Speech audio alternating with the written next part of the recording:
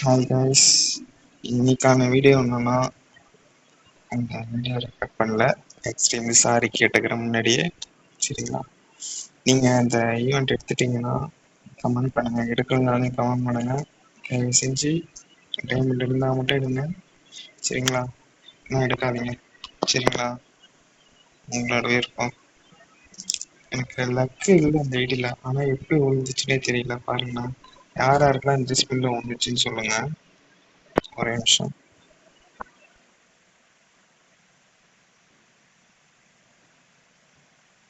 பாருங்க, 1 2 3 4 4வது ஸ்பின்ல வந்துச்சு.